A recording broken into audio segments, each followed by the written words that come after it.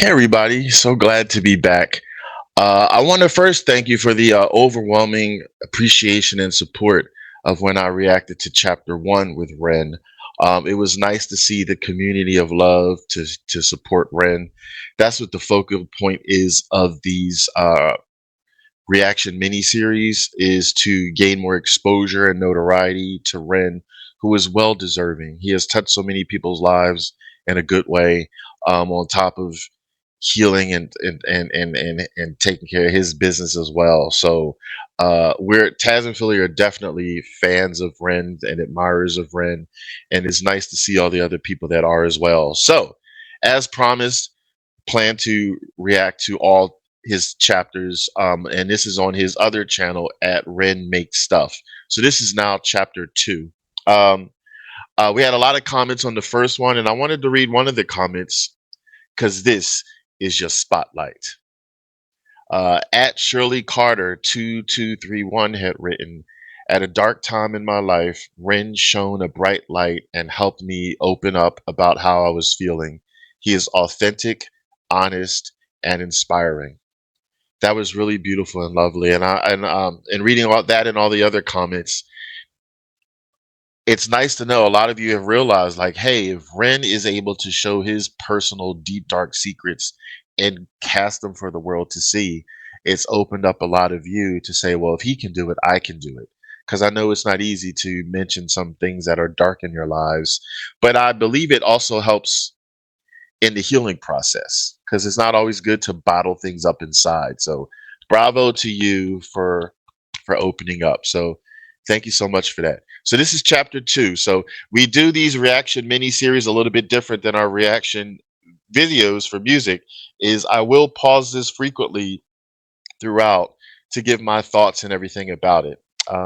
So make sure that you don't skim to the end. You'll be missing a lot of other stuff. And this is unscripted, so I don't know what I'm going to say until I'm in the moment, because we keep it real and authentic and unscripted here. So let's get into this. Let's continue to support Ren. Let's continue to learn more about Ren and understand him even more, and take it where it may go. So let's get into this right now. Let me change the format here. Here we go.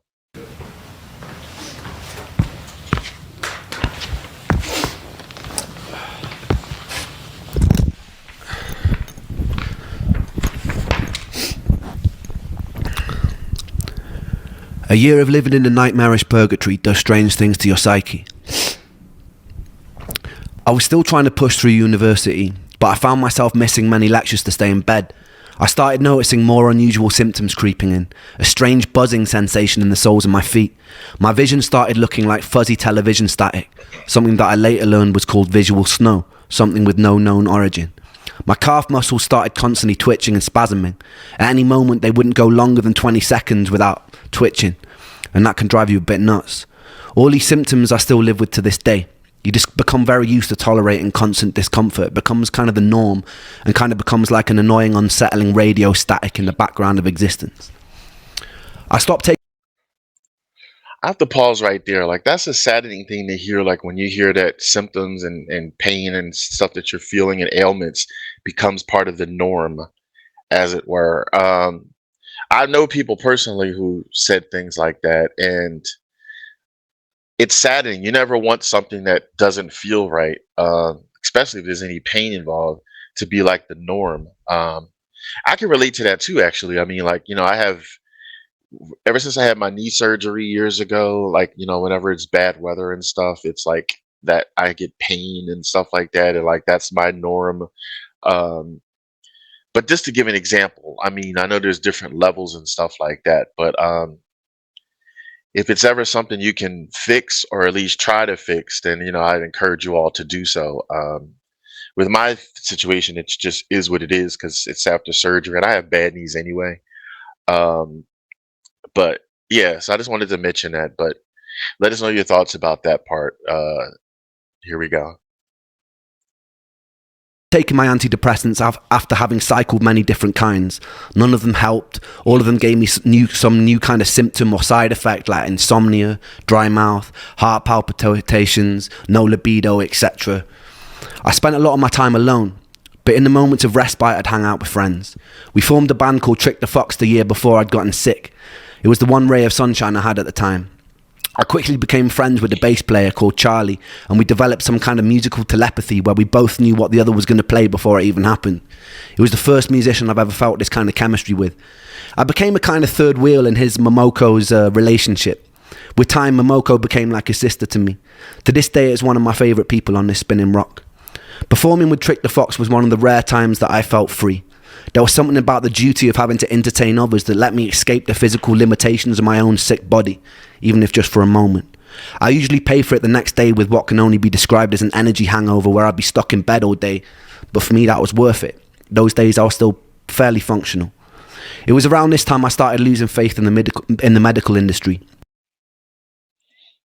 And something he said that part, like he's saying that music is a release, like for that moment in time when you're doing music, it lets you escape from the pains and the things that you're going through, but then the repercussions give you an unfriendly reminder the next day. But it's still nice regardless to have that escape, because we all need to escape. That's why I always tell everybody on the channel, if you ever have a bad day or you need to vent, to get it out off your chest, say it out loud or type it out, to get it out into the atmosphere, because that can help. It could be part of the healing process, and it also keeps you from going nuts.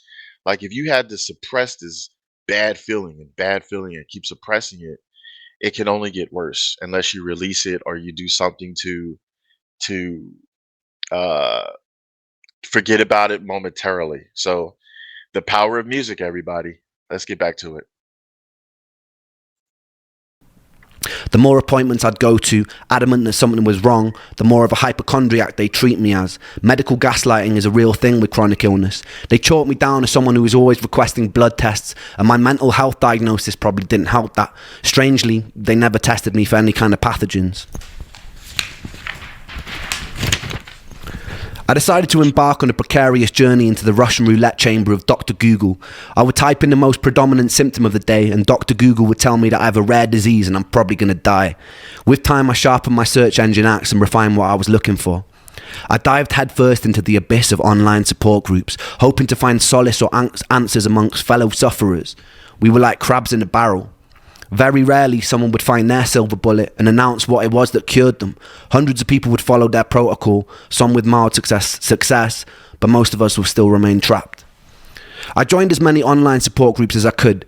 It was a bit like the beginning of Fight Club, except instead of faking conditions to feel accepted, I was desperately hoping I had those conditions so I could cure myself and get the fuck out. I convinced myself I had conditions like candida, magnesium deficiency, parasites, adrenal fatigue, heavy metal poisoning, etc. At the time, I felt like I was single-handedly keeping Jeff Bezos in business. While most students were spending their student loan on drinks, I'd spend mine on the supplement or protocol of the week. I'd follow whatever herbal or supplement protocol was suggested, sometimes noticing mild improvement and sometimes getting a lot worse, most of the time feeling nothing. A story would pop up on one of these groups like, after I did a 30-day parasite cleanse of wormwood, cloves and garlic, all my symptoms disappeared. I'd read a story like this, get full of hope and put myself through a grueling 30 days, which would often result in a worsening of symptoms. My body felt even sicker and weaker, but I'd stick it out because I was told that this was a good sign. The parasites... I can attest to that. I know exactly what he's feeling like when you're looking for a cure or something, a remedy, and you go into like a forum and you read somebody who testimonies that they were great after a 30-day trial. So yeah, it gets you excitement and hope. And then you try it and it's not the same. I've been in a situation like that, so I can relate to him when he says that. That being said, I mean, it's heartbreaking, but then it's bad because for some people it could say, well, I'm not going to try something like this again because they assume it's going to be the same effect. And I understand why they would think that. It's very hard to know when you should stop or when you should keep going or when you should give up hope or keep hope alive. It's easy to say keep hope alive. I guess it depends on the severity of it all. I've known somebody who had cancer and they went to, I think it was 7 different doctors, but power to them because some people would have given up after the first or the second doctor. They went to seventh.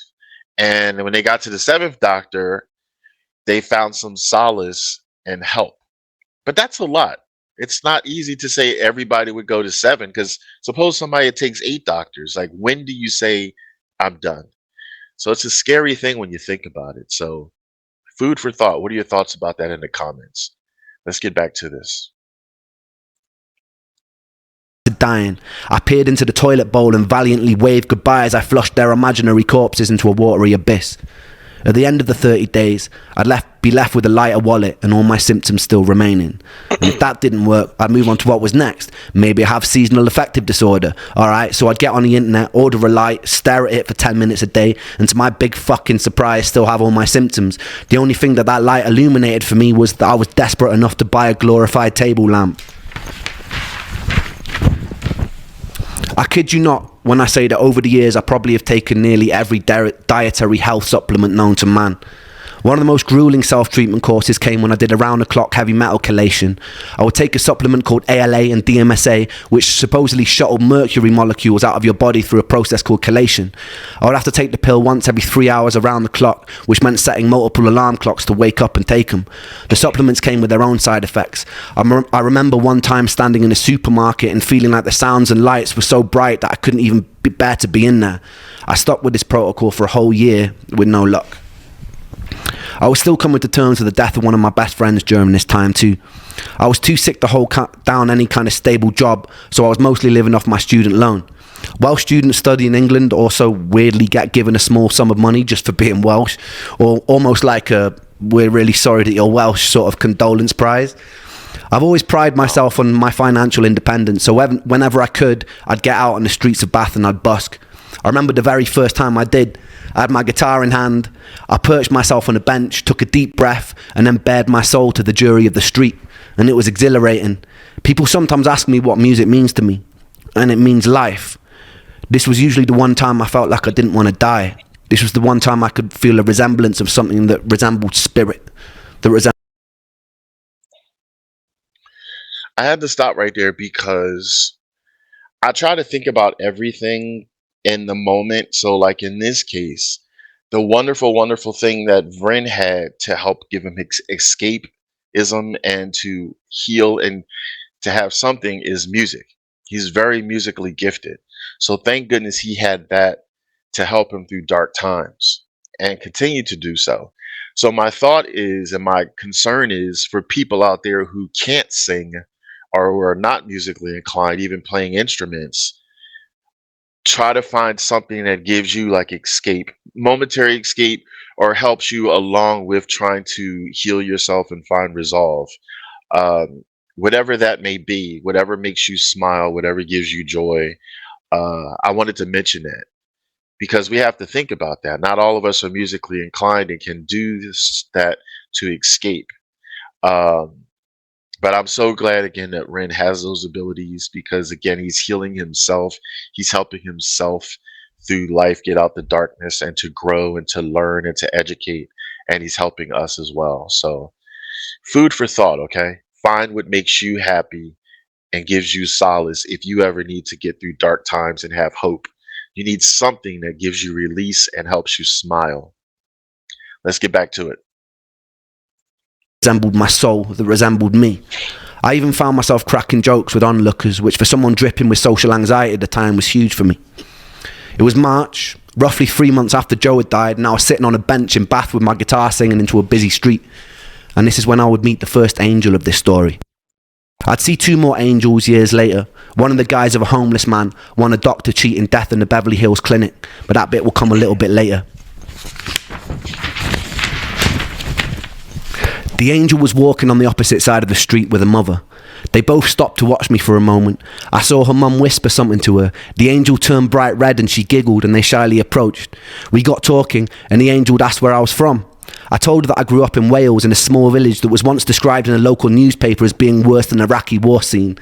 I told them they would have never heard of it. They looked surprised and they said they had family there. I asked which part, and it turned out to be the village that I grew up in. Since you could basically count a population of 2 intergenerationally bred mutated hands, I asked who they were, and it turned out that that angel happened to be Joe's cousin.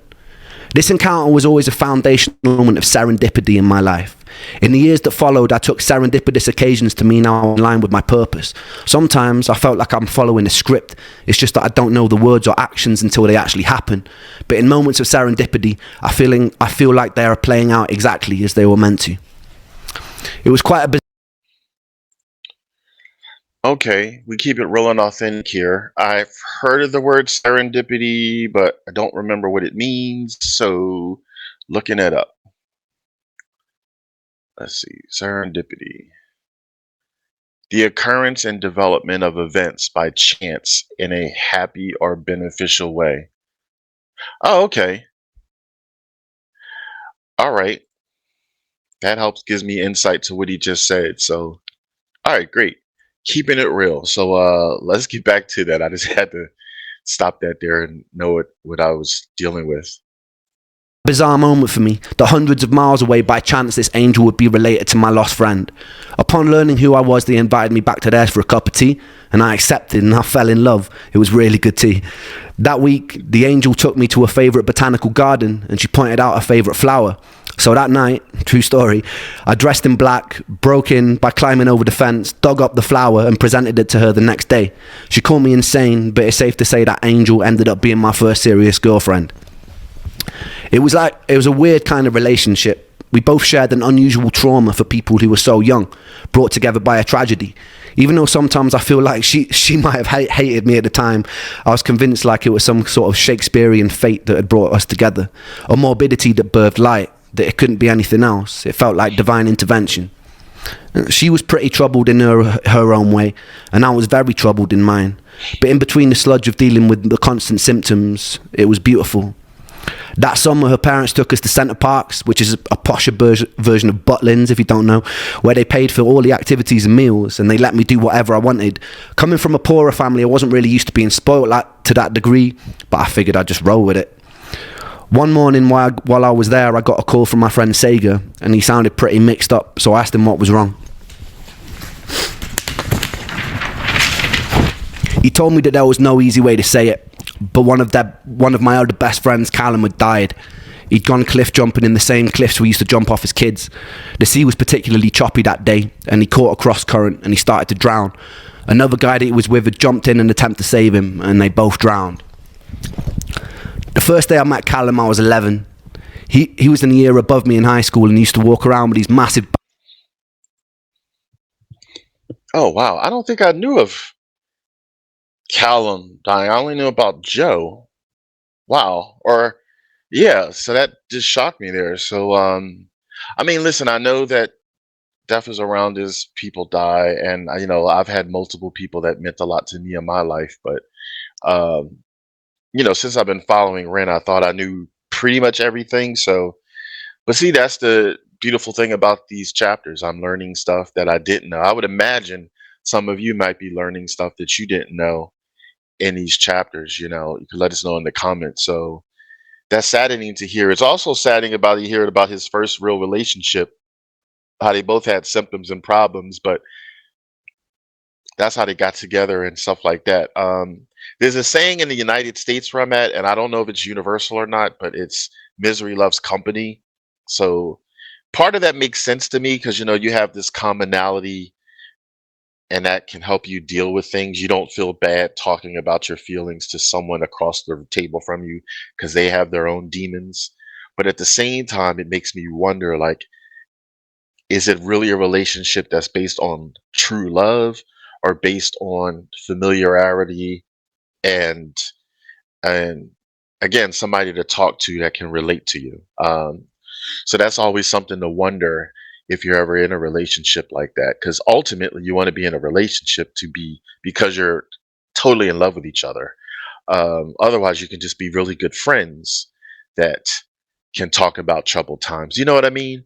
So the heart is so vast, and you always want to try to protect it whenever possible. So I don't know, that just popped in my head. Again, off the dome, real and authentic. Let us know your thoughts about that. So let's get back to this though. baggy bright orange jeans. He hung around with all the goth kids and I thought they looked super cool. So the next day I painted my nails black and fashioned a necklace out of a severed extension cable from an old VCR machine. I infiltrated the group and I gained their trust. Not long after, me and Callum were friends, wandering around beautiful Welsh countryside looking for the most scenic places to smoke weed. We stayed friends throughout high school and I truly loved him. When Callum died, I couldn't properly grieve. I felt weirdly numb after losing Joe. I'd often feel guilty for my inability to cry at the time. A couple of years later, I'd learned another friend of mine that I used to play function gigs with had thrown himself off a cliff facing Dover. And again, I felt numb. I couldn't tell if this new acceptance of the inevitability of death was a beautifully liberating thing, or if it was a sign that my humanity was slipping away. To this day, death has kind of remained a bit of a matter-of-fact part of my life. During my years of sickness, I had to crawl through a morbid longing to be killed by my illness to find a more peaceful acceptance that death is just an inevitable consequence of life and it doesn't spare anyone. That never left, and I haven't ever really been scared of dying since. Some days I've tempted it. What I'm more scared of is having to live my whole life as a sick person. In my relationship with death, the most healing moment occurred just 2 years ago. My grandmother, who I loved to pieces, was dying, but I actually got the chance to say goodbye this time, to hold her hand, to thank her for being alive.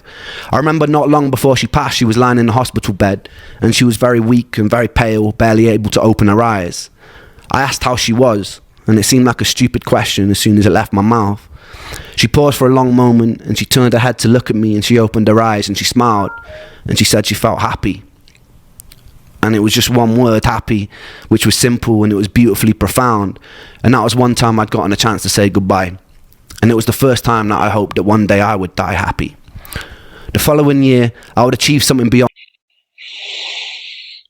Whew, that's deep. Like, I just gotta chill up my back hearing that. I mean, I'm so glad he was able to say goodbye to his grandmother, but to have that morbid but beautiful thought process that I just hope that, I die happy. Um, I mean, it's true, of course. We all want to be happy at that moment whenever it comes. You don't want to be the opposite and of happy at that time. But it's still weird to hear that word, like somebody saying that they're happy at that last moment. But maybe that could be another word for peace. I'm at peace. I'm not in any pain. Because that's another thing. Nobody wants their last moments to be in pain. You always get that type of solace when you find out that somebody, when they died, there was no pain and everything like that, or it was quick. I always said that's how I want to go. When my time comes, I hope it's quick and painless. So, but that's really got to chill up my back hearing that and hearing him having to feel that and experience that. But I'm so glad he was able to say goodbye. So. That's beautiful. Yet again, I love how he wears his heart on his sleeves. He just opens up, very raw and visceral. But at the same time, it is very healing and therapeutic. And he's helping others. Like, I mean, I just have so much mad respect for him. He has so much maturity and kindness and wonderful abilities within himself at such a young age. Because I personally know people much older than him that are just a hot damn mess, and like they just don't give a damn about anything. So when I see some younger people have more maturity and kindness and lovingness than older people who are supposed to be more seasoned in the world. It just makes me shake my head sometimes. It's crazy. So mad respect, Ren. All right, let's get back to it. On my wildest dreams, and then I would lose it almost as soon as it came. Stay tuned for that. I don't wanna hear no words today, because they pull me under. In the castle of my room I'll hide away from the outside thunder.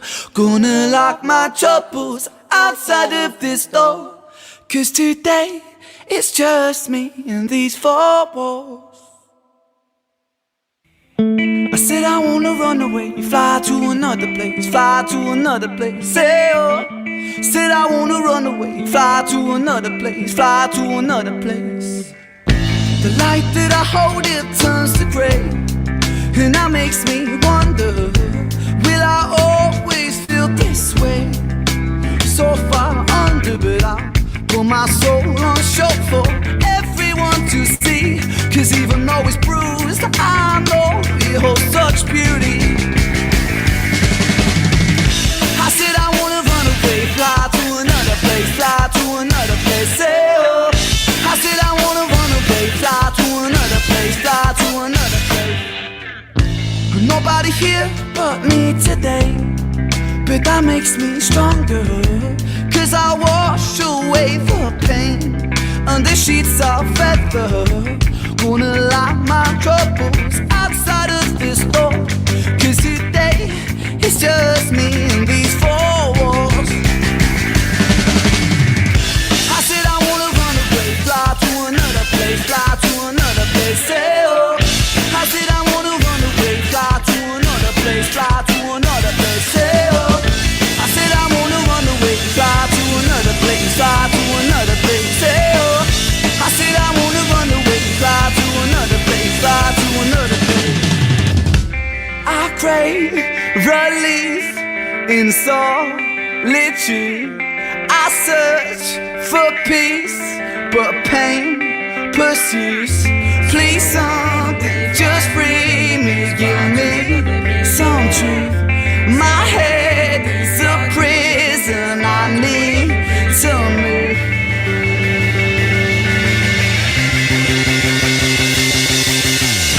I said I wanna run away, fly to another place, fly to another place, say oh. I said I wanna run away, fly to another place, fly to another place. I said I wanna run away, fly to another place, fly to another place, say oh. I said I wanna run away, fly to another place, fly to another place. I said I wanna run, I said I wanna run, I said I wanna run, hey oh. I said I wanna run, I said I wanna run, I said I wanna run, hey oh. I said I wanna run away, fly to another place, fly to another place, hey oh. I said I wanna run away, fly to another place, fly to another place. Ooh. Oh, that was a really cool treat at the end. I didn't know it was going to be another song at the end. On the first chapter, I was pleasantly surprised because it had his beautiful song for Joe at the end of chapter one. But I didn't assume that chapter two would have the same thing. So that's a pleasant surprise. I normally don't like surprises, but musically on this channel also I like surprises. So um I knew of Trick the Fox, but I don't think we've reacted to a song of him and Trick the Fox. I know we did several songs with him with the Big Push. And then we've also did some songs reactions to like Romaine from Big Push. Then of course Ren, several of them separately with just Ren, and then I did one of a younger version of Ren we reacted to from his Freckled Angels time period. But yeah, Trick the Fox, I don't think. So it was nice hearing that collaboration, and it was cool seeing Ren so young and smiling and stuff. And then the rest of the band of Trick the Fox, they really sounded good together and everything like that. That collage. Um, the song is saddening because it's like run away. Like if you're ever in a situation where you want to run away from where you are, that's not really good. You would want to stay, but it's understandable. And I love that there's music out there that relates to things that are happening in people's lives because it lets us know we're not alone for people that might be thinking the same way. Um, and it sheds light on the situation, you know what I mean? Because some things people may not know. Some people are very reserved and keep stuff on the hush to themselves. So you may not know that somebody themselves might be running to run away. But then you hear a song like this, and it might make you say, you know what, so and so, let me ask how they're doing and things like that. And maybe they'll open up to you.